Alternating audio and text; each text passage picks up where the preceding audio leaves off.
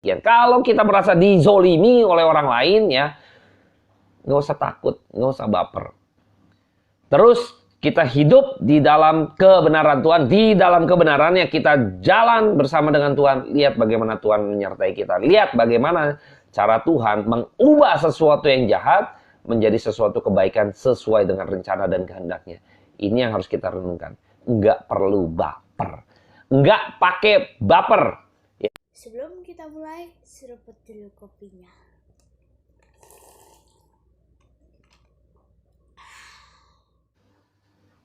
Shalom, selamat malam buat teman-teman dan rekan-rekan sekalian. Pada malam hari ini saya menyapa kita semua. Kita tetap ngopi di rumah saja.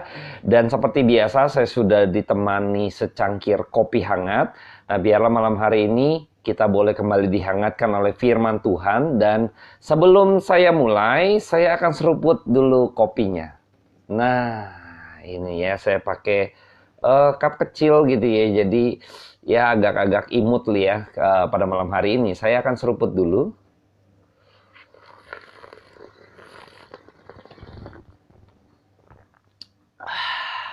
Nah, nikmat ya. Teman-teman bisa bikin kopi di rumah masing-masing. Dan saya pada malam hari ini akan menyampaikan kebenaran firman Tuhan. Mencoba mengulik mengenai Stefanus ya, mengenai Stefanus, Rasul Stefanus. Dan pada malam hari ini saya ambil di dalam Kisah Para Rasul 6 ayat yang ke-8 sampai ayat yang ke-15. Di bagian awal ini dulu bagaimana ketika ada tuduhan terhadap Stefanus ya. Sebelum kita mulai saya akan berdoa dulu buat setiap kita. Bapa dalam surga, kami ucap syukur Tuhan karena waktu yang Tuhan berikan bagi kami untuk kami boleh kembali mendengarkan kebenaran firman Tuhan. Di dalam segala keterbatasan hamba-Mu ini dalam menyikapkan, mengungkapkan, menyampaikan kepada firman Tuhan, hamba mohon pimpin daripada kuasa Roh Kudus-Mu yang tidak pernah henti-hentinya boleh memberikan iluminasi buat setiap kami Tuhan. Di dalam nama Tuhan Yesus Kristus, pimpin waktu ke depan. Di dalam nama-Mu yang kudus Tuhan, kami menyerahkan setiap jiwa-jiwa ke dalam tangan Tuhan untuk diberkati oleh firman Tuhan yang adalah perkataan kekal itu. Amin. Oke, saya akan bacakan di dalam Kisah Para Rasul, pasalnya yang ke-6, ayatnya yang ke-8 sampai 15. Demikianlah firman Tuhan. Tuduhan terhadap Stefanus. Dan Stefanus yang penuh dengan karunia dan kuasa mengadakan mukjizat-mukjizat dan tanda-tanda di antara orang banyak. Tetapi tampillah beberapa orang dari jemaat Yahudi yang disebut jemaat orang Libertini ya. Anggota-anggota jemaat itu adalah orang-orang dari Kirene dan dari Alexandria.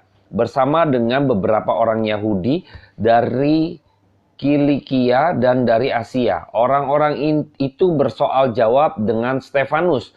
Tetapi mereka tidak sanggup melawan hikmatnya dan roh yang mendorong dia berbicara. Lalu mereka menghasut beberapa orang untuk mengatakan, kami telah mendengar dia mengucap kata-kata hujat terhadap Musa dan Allah. Dengan jalan demikian, mereka mengadakan suatu gerakan di antara orang banyak serta tua-tua dan ahli-ahli Taurat.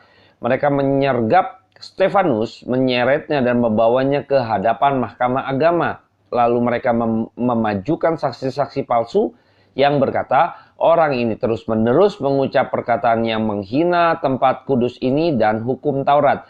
Sebab kami telah mendengar dia mengatakan bahwa Yesus orang Nazaret itu akan merubuhkan tempat ini dan mengubah adat istiadat yang diwariskan oleh Musa kepada kita.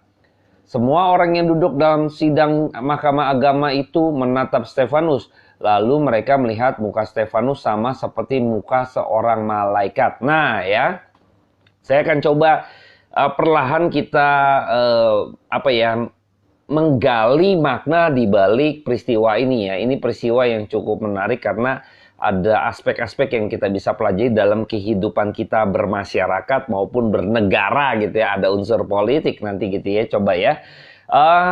Saya mau coba di bagian awal dulu bahwa dikatakan ayat 8, dan Stefanus yang penuh dengan karunia dan kuasa lalu dikaitkan dengan mengadakan mukjizat-mukjizat dan tanda di antara orang banyak. Jadi ada karunia dan kuasa lalu disertai langsung mengadakan mukjizat-mukjizat dan tanda. Nah, seringkali karunia dan kuasa ini dikaitkan dengan peristiwa yang sifatnya fenomenal, mukjizat, yang tanda-tanda gitu ya. Tetapi di dalam kisah para rasul ini kalau kita perhatikan dengan seksama ya, bahwa mukjizat atau kejadian fenomena gitu ya akan tergerus sehingga tidak mendapat ceritanya lagi ya kalau diperhatikan. Jadi teman-teman bisa lihat di dalam Alkitab khususnya kisah para rasul ya, pada waktu zaman Yesus, waktu ada Yesus, semua kita bisa melihat ada gambaran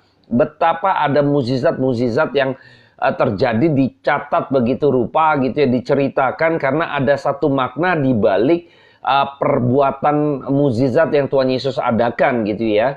Itu ada makna yang lebih dalam, yaitu bicara iman dan bicara keselamatan ya, bicara doktrin anugerah daripada Tuhan dan lain sebagainya ya. Dan kalau kita melihat di zamannya para rasul, maka mukjizat itu ada terjadi tetapi tidak menjadi sesuatu yang akhirnya diceritakan secara tertulis sebagaimana pada waktu zamannya Yesus ya, berbeda sekali. Nah, ini mau menunjukkan, membuktikan bahwa karunia dan kuasanya sekarang menjadi majornya adalah pemberitaan Injil sesungguhnya. Maka sebenarnya kaitan dengan mukjizat dan misalnya tanda-tanda ini apa yang dilakukan Kristus sebenarnya mengacu kepada pemberitaan mengenai kerajaan Allah, yaitu Kristus itu sendiri yang sebagai anak Allah gitu ya, memberitakan kerajaan Allah, berita kabar keselamatan dan lain sebagainya. Nah, makanya di dalam kisah para rasul kejadian peristiwa itu tidak ditulis detail gitu ya, tidak ditulis secara itu karena itu bukan majornya. Itu adalah bagian minornya ya. Majornya adalah pemberitaan firman. Makanya kalau kita perhatikan dalam kisah para rasul ya, waktu Petrus mengadakan mukjizat, hanya sedikit sekali cerita yang disampaikan, tetapi khotbahnya Petrus itu jauh lebih banyak dicatat ya. Ini menunjukkan bahwa esensi dari tanda atau mukjizat tadi, kuasa daripada Allah, karunia daripada Allah itu bermuara kepada pemberitaan Injil ya, pemberitaan Injil ya. Nah, begitupun waktu saya lihat di sini di Stefanus, kita melihat bahwa ada mukjizat dan tanda, tetapi yang kita lihat nanti di pasal 7 khususnya bagaimana pembelaan Stefanus ya, yang mungkin pada kesempatan ini saya tidak bisa bahas banyak, tapi nanti kita akan bahas gitu kan karena menarik sekali. Nah, di dalam pasal kisah para rasul 7, di situ ada pembelaan Stefanus bagaimana dia menceritakan mengenai pemberitaan firman Tuhan pada ayat yang pertama sampai ayat yang ke-53. Tetapi ketika mukjizat dan tanda tidak mendapat bagian di dalam penulisan. Ini mau menunjukkan bahwa jangan berorientasi pada mukjizat atau tanda. Justru di sini menggambarkan, memperlihatkan pada setiap kita, mukjizat dan tanda itu hanya minor saja yang berorientasi pada pemberitaan Injil. Ini yang harus menjadi penekanan. Maka saya berharap buat setiap teman-teman gitu ya, jangan pernah menyediakan telinga untuk cari yang seperti itu. Tapi bukan berarti saya tidak mengakui ada mukjizat atau tanda ya, bukan berarti demikian. Artinya kuasa daripada Allah, karunia yang diberikan Tuhan kepada Stefanus itu tanda dan mukjizat itu untuk mengkonfirmasi dia penuh kuasa daripada Allah, mengkonfirmasi bahwa dia nih yang diutus daripada Allah, rasulnya Allah, dan dia menceritakan firman Tuhan atau memberitakan Injil, memberitakan kebenaran. Ini titik poinnya. Maka bobot ini nggak boleh nggak ada, ya, nggak boleh nggak ada. Maka saya berharap teman-teman membiasakan telinga kita untuk mendengar sesuatu yang bersifat esensi tadi, ya, yang bersifat kekal, yaitu apa? Kebenaran itu sendiri, gitu loh. Kebenaran itu sendiri, ya. Kalau mukjizat misalnya kesembuhan jasmani dan lain sebagainya, emang itu dari Tuhan, is okay, nggak apa-apa gitu kan, emang ada gitu kan. Tetapi ini juga sifatnya sementara. Ketika kita sembuh, toh kita juga nanti mati. Artinya bukan ini yang penting. Ya, ada yang bersifat kekal, yaitu apa? Jiwa kita ketika mengerti kebenaran firman Tuhan, iman kita, ya akhirnya jiwa kita ini dipenuhi dengan iman yang sejati, dengan pengenalan akan kebenaran firman Tuhan kepada yang diutus yaitu Mesias, percaya kepada Dia, dan kita akan memperoleh keselamatan, dan kita memperoleh pengenalan akan Allah di dalam kebenarannya, di dalam kesementaraan kita, yang nantinya kita akan dibawa di dalam sebuah kekekalan.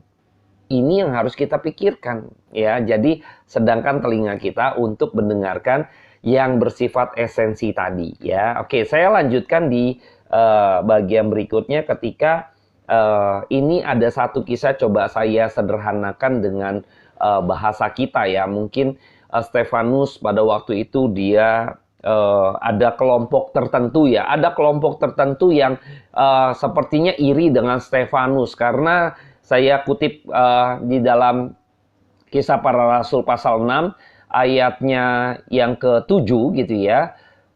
Ayat sebelumnya, firman Allah makin tersebar dan jumlah murid di Yerusalem makin bertambah banyak, juga sejumlah besar imam menyerahkan diri dan percaya. Nah, ini ada pertumbuhan jemaat ketika firman Allah diberitakan, ini rasul-rasul. Nah, di dalamnya itu ada Stefanus. Karena pada waktu itu rasul memilih 7 orang dipilih untuk melayani orang miskin. Salah satu di dalamnya ada Stefanus, yang penuh dengan roh Allah gitu, ya.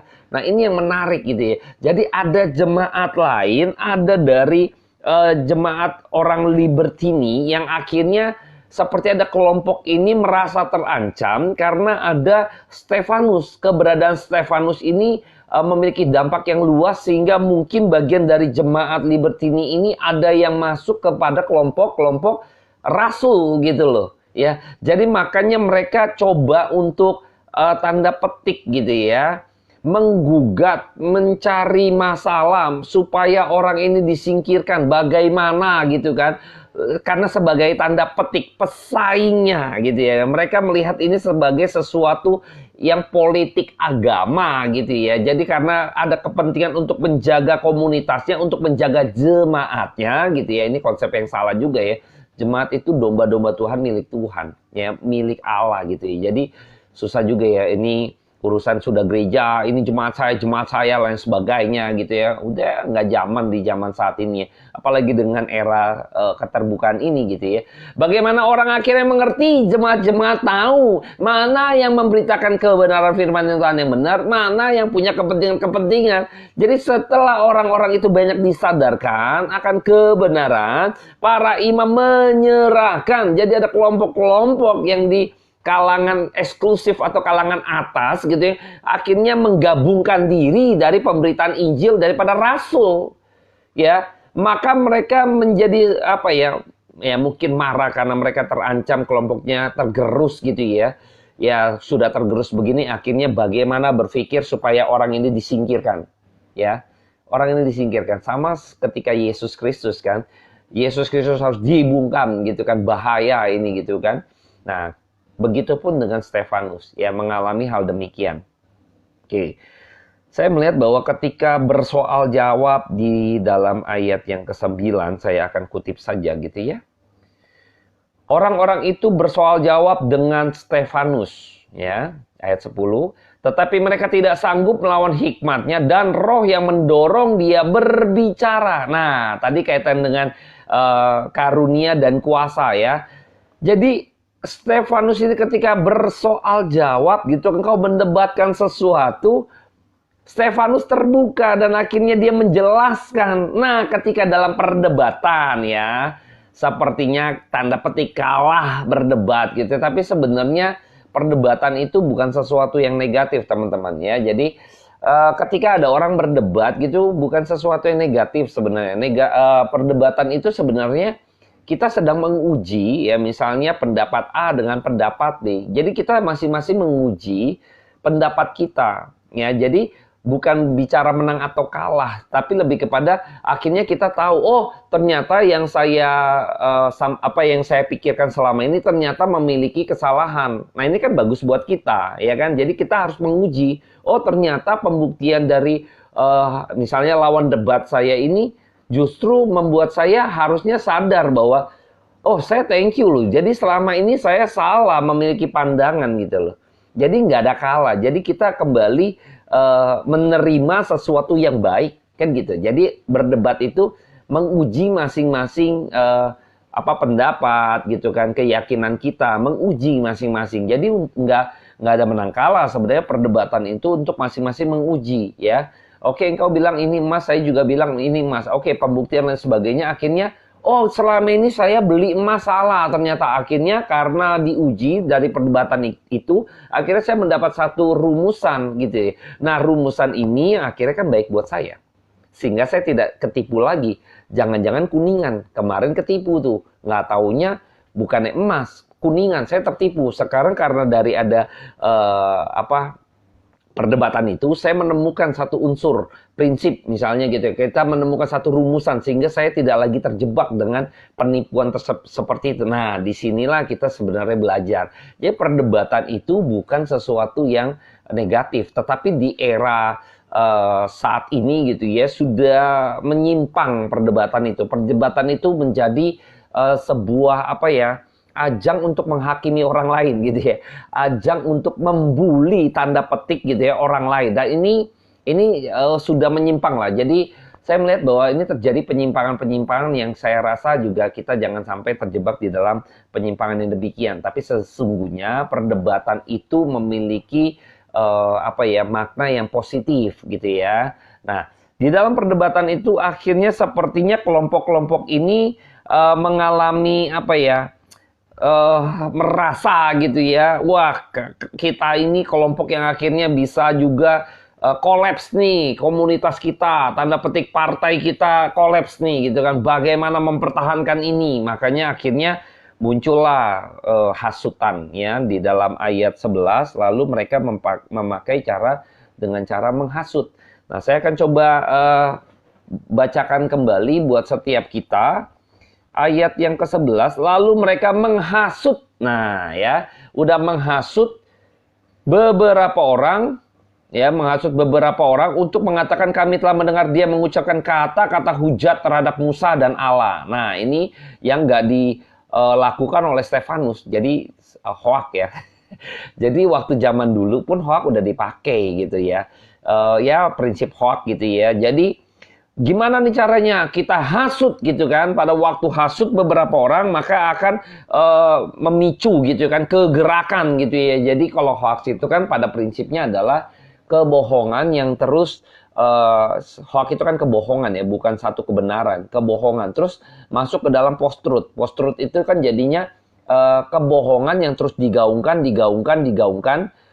kepalsuan yang terus diumumkan, lama-lama diperdengarkan itu menjadi asli ya, sepertinya kebenaran. Jadi kebohongan yang terus digaungkan lama-lama akan menjadi kebenaran ya, padahal tetap sepertinya itu tidak benar gitu ya, bukan fakta. Dimanapun kebohongan tetap kebohongan ya, kebenaran tidak bisa dianggap bohong. Kebohongan itu akan terbongkar walaupun dia ngaku benar gitu ya.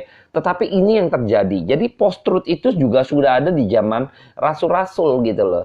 Jadi ketika itu mereka sudah menghasut, lalu people power ya, mengerahkan massa sehingga ada beberapa imam. Nah, saya coba kutip lagi di ayat 12. Dengan jalan demikian mereka mengadakan suatu gerakan ya di antara orang banyak serta tua-tua dan ahli Taurat. Nah, ya.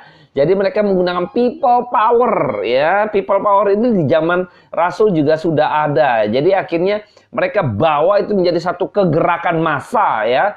Jadi massa mendorong untuk supaya Stefanus ini bisa diadili gitu ya. Konyol gitu kan. Tetapi Stefanus itu tetap tidak takut gitu ya dengan orang banyak. Jadi bayangkan Stefanus seorang diri melawan orang banyak gitu kan, dan ahli-ahli Taurat, orang Farisi, orang-orang hebat lah gitu ya, di hadapan mahkamah agama, para imam, petinggi, pemuka agama, waduh, jemaat yang lain gitu kan, tumpah ruah gitu kan. Tetapi disinilah seorang pribadi murid Kristus yang sejati, Rasul ya. Saya melihat bahwa ada satu tantangan yang dimana kita jalani ketika sebagai murid Kristus, yaitu kemungkinan kita akan dikucilkan karena kita bukan dari dunia ini, kita melawan dunia ini. Nah, Stefanus menantang dunia yang tidak mengenal Kristus ya. Tetapi ada dari kelompok itu satu panggung besar yang Tuhan berikan buat Stefanus menginjil. Nah, ya ini apa ya, menarik ya. Nanti kita akan coba bahas terus ya. Tuhan kasih panggung stage luar biasa buat Stefanus. Berbicara di depan orang khalayak ramai, berbicara kepada petinggi-petinggi agama, berbicara kepada orang-orang yang menguasai Taurat, orang-orang pintar gitu kan, orang-orang Farisi gitu ya, yang begitu kritis gitu kan terhadap kebenaran firman Tuhan. Di situ ada kesempatan daripada Stefanus untuk berbicara mengenai firman Tuhan, Injil yang sejati. Di sini panggung besar Tuhan sediakan buat Stefanus. Jadi orang-orang berpikir akan menjatuhkan dia. Tetapi apa yang dirancang oleh mereka, yang sesuatu yang jahat, Tuhan bisa pakai untuk sesuatu yang baik di mata Tuhan. Jadi teman-teman gak usah khawatir. Kalau ada teman-teman yang teman-teman merasa bahwa dizolimi atau apa dan lain sebagainya, Tuhan kadang memiliki cara yang unik gitu ya, yang akhirnya akan melakukan pembelaannya terhadap setiap pribadi kita gitu ya. Dan Tuhan akan ubahkan deh rancangan-rancangan orang jahat terhadap kamu. Kau nggak perlu khawatir, yang perlu engkau pegang adalah Tuhan beserta kita. Kalau Tuhan ada di pihak kita, maka lawan kita sekuat apapun, maka Tuhan akan bikin dia tunduk. Ya, jadi nggak perlu khawatir. Ya, jadi banyak sekali kelompok minor, wah lu bukan siapa-siapa, diserang dan sebagainya. Hadapi. Ya, bersama dengan Kristus kita bisa melewati ini semua. Jangan-jangan Tuhan pakai sama seperti Stefanus, Tuhan ubah itu menjadi panggung untuk pemberitaan Injil. Nah, ini yang harus ada di kita. Jadi jangan pernah merasa bahwa kayaknya sepertinya berat gitu kan, oleh sebagainya gitu kan, dizolimi. Nggak usah baper ya, nggak usah baper. Jadi kadang kita pikir, wah kita dizolimi gitu kan, nggak usah baper. Saya takut sebenarnya kita salah gitu ya. Terus kita bilang, udah biarin aja lah mereka katakan, padahal kita yang salah. Kita jangan sampai pakai perkataan itu, alasan itu, narasi itu untuk menutupi seolah-olah ini kita dizolimi benar. Padahal kita emang salah, bukan dizolimi sebenarnya. Hati-hati tuh. Ya, hati-hati. Jangan pikir dengan cara demikian, engkau menutupi dengan narasi yang dibangun gitu kan, untuk melindungi dirimu sendiri. Engkau mengumpat, hati-hati tuh. Tuhan tahu loh. Tuhan tahu. Ini tidak. Stefanus juga nggak baper. Aku dizolimi enggak? Oke, nggak apa-apa. Datengin, hadapin ke mahkamah agama. Oke, relax saja. Kenapa? Gold still gold, ya. Kalau itu emas, tetap akan emas gitu loh. Akan emas ketika dihadapkan dengan api yang panas membara gitu kan. Justru api itu membuktikan kemurnian daripada emas itu kalau itu emas. Justru disinilah saya melihat bahwa ada cara Tuhan yang luar biasa ya. Jadi kalau kita emas, maka kita nggak perlu takut ya. Kita akan tetap emas ya. Emas tetap emas ya. Ya kalau imitasi kena api, habislah dia gitu kan. Kalau dia imitasi ya nggak ada nilai, jadinya sampah itu jadinya ya. Kalau kena bakar ya sampah. Tapi kalau emas justru akan memurnikan dia, nilainya makin tinggi. Nah ini yang harus kita pikirkan renungkan dalam hidup ini, bahwa kalau kita ini emas gitu kan, apapun yang terjadi dalam hidup kita yang tidak menyenangkan gitu kan, mungkin dihimpit, mungkin dibakar, tanda petik gitu ya, justru kita akan terus orang akan Tuhan akan perlihatkan bagaimana kemurnian kita gitu kan di hadapan orang lain, dan orang lain pasti akan Tuhan balik keadaannya, dan Tuhan akan balik hukum mereka ya. Balik hukum mereka, karena orang-orang tersebut orang-orang yang jahat gitu ya, Tuhan juga nggak senang gitu ya. Anak yang dikasihinya, kita pribadi-pribadi yang dikasihinya dibiarkan gitu begitu saja ya, tidak ya. Mereka pikir mungkin menang ya, wah akhirnya tersingkir ya. Nanti kita akan lihat kisahnya di berbagai waktu-waktu ke depan gitu ya. Nah saya mau menekankan bahwa people power hoax ini sudah ada pada zaman Rasul. Jadi kita harus benar-benar memiliki kemurnian di hadapan Tuhan. Karena untuk melawan hoax gitu, untuk melawan post-truth gitu kan, mungkin kita yang diomongi apa lain sebagainya, orang bangun narasi untuk menggeser dan lain sebagainya gitu. Nggak usah takut, yang penting kita benar di hadapan Tuhan. Udah, that's it. Lihat cara Tuhan akan memporak-porandakan kelompok-kelompok tersebut. Orang-orang tersebut Tuhan akan hajar balik. Jadi nggak perlu takut, ya. Kita nggak perlu baper dengan hal-hal demikian. Kalau kita merasa dizolimi oleh orang lain, ya, nggak usah takut, nggak usah baper. Terus kita hidup di dalam kebenaran Tuhan. Di dalam kebenarannya kita jalan bersama dengan Tuhan. Lihat bagaimana Tuhan menyertai kita. Lihat bagaimana cara Tuhan mengubah sesuatu yang jahat menjadi sesuatu kebaikan sesuai dengan rencana dan kehendaknya. Ini yang harus kita renungkan. Nggak perlu baper. Nggak pakai baper, ya. Jadi banyak orang seringkali baper gitu ya. Jadi ini adalah penghiburan. Karena Stefanus enjoy saja. Ayo gitu kan, siapa takut. Nah, harusnya kita demikian nih. Ayo siapa takut gitu ya. Kalau kita emang salah gitu ya, yang membuat kita benar, kita mengakui kesalahannya, itu benar. Tapi banyak orang salah, menutupi kesalahan dengan cara apa? Saya dizolimi, seolah-olah ini saya dengan cara begitu ya, mengumpat berlindung gitu ya. Ini juga salah gitu ya. Hati-hati ya, hati-hati ya. Tuhan akan ungkapkan itu ya suatu kali ya. Jangan pakai cara itu. Tapi caranya kita mengakui kalau emang kita salah, mengakui, jangan ngumpet. Jangan ngumpet ya. Itu kalau ngumpet bersembunyi itu iblis ya. Iblis kan suka gitu ya, Kak. Waktu Adam dan Hawa jatuh gitu ya, dia ngumpet. Ya kan, dia bersembunyi. Ya kan? Dia kabur gitu loh, melindungi diri, memproteksi diri gitu kan. Dengan caranya dia, dengan cara-cara seperti ini sebenarnya menunjukkan bahwa kita belum menerima apa ya, pengampunan daripada dosa ya, masih terikat dengan dosa, masih belum memiliki pengenalan yang baik terhadap apa ya, kebenaran firman Tuhan. Sepertinya tidak ada terang di dalam orang tersebut. Ngapain juga ngumpet-ngumpet, kan kita anak-anak terang. Ya kita mengaku saja. Apa susahnya, kan gitu kan. Nah seringkali cederanya adalah di gengsi ya. Nah orang-orang jemaat di Libertini ini, saya melihat juga ketika bersoal jawab debat, akhirnya mungkin dia tidak bisa jawab lagi. Gengsi untuk belajar kepada Stefanus. Gengsi untuk menerima itu ya. Ini gengsi gitu kan. Tapi lihat, ada beberapa kelompok imam yang akhirnya percaya ya. Imam menyerahkan diri dan percaya. Ada kelompok-kelompok yang sudah kategori imam. Karena dia tidak gengsi gitu ya. Dia rendah hati, dia percaya pada kelompok ini gitu loh. Pada kelompok rasul ya. Nah ini yang perlu kita pelajari, bahwa jangan pernah gengsi untuk kita boleh belajar firman Tuhan, kita rendah hati kalau emang orang itu benar gitu ya. Kalau emang firman Tuhan itu yang disampaikan adalah kebenaran, what for? Nggak apa-apa, kita terima. Jangan pikir lo tahu apa, lo orang kemarin gitu kan. Seringkali ini, aduh ini kesulitan orang yang dianggap sudah tua, yang sudah senior gitu kan. Sulit sekali untuk mau belajar. Makanya kadang Tuhan nggak kasih karunia orang-orang kayak gitu untuk ngerti firman Tuhan. Ya, kita rendah hati. Ya, jadi teman-teman nggak usah rendah diri, cukup rendah hati saja, yang nggak usah minder. Maksudnya kita kaum awam, kalau Tuhan berikan kasih karunia untuk mengerti, dibanding orang-orang sana yang mungkin belajar teologi, tapi kalau Tuhan nggak kasih karunia, dia nggak ngerti. Ya, lebih baik ya kita rendah hati, nggak usah minder. Rendah hati, dengar firman Tuhan, mau belajar. Saya percaya kita akan makin hari makin mencintai firman. Karena apa?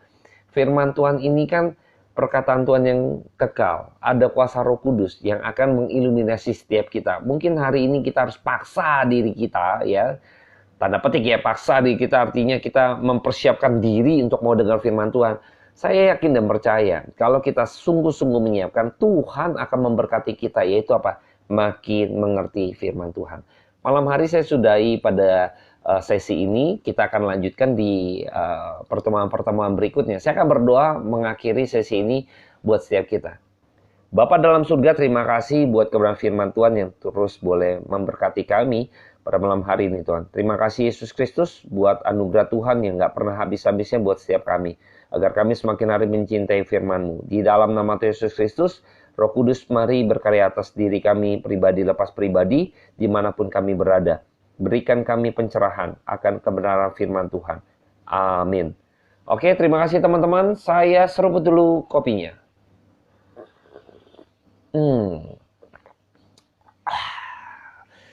Kita akan bahas lagi mengenai hal ini di pertemuan-pertemuan berikutnya.